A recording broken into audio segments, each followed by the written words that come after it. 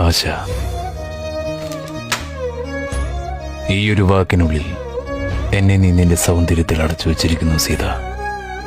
அந்த அழகுக்கு சொந்தக்காரர் என்னோட கணவர் மட்டும்தான். സീത, ഞാനൊരു കഥ പറയാം. തന്റെ ജീവിതത്തിൽ പേര്, പ്രശസ്തി, പദവി, രാജ്യം ഇതെല്ലാം സ്വന്തമാക്കിയ ഒരാളുണ്ടായിരുന്നു. അവൻ ഇതുവരെ തോൽവി എന്തെന്നറിഞ്ഞിട്ടുണ്ടായിരുന്നില്ല. തന്നെ കൊല്ലാൻ ആഗ്രഹിക്കുന്ന ആരെയും അവൻ ജീവിച്ചിരിക്കാൻ അനുവദിച്ചിട്ടുമില്ല.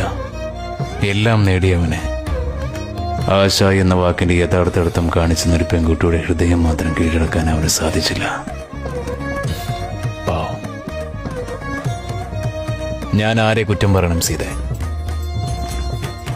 ഈ വരം നൽകാൻ മറന്ന ശിവനെയോ, അല്ലെങ്കിൽ ചോദിക്കാൻ മറന്ന എന്നെയോ, അതോ അത് നേടിയെടുത്ത നിന്റെ രാമനെയോ? നിനക്കായി ആ രാമനോട് മാത്രമല്ല, ആ ശിവനോടും എതിർക്കാൻ ഞാൻ തയ്യാറാണ്. போர்ல ஜெயிக்கிறது என்னோட ராமராதா இருக்கும்.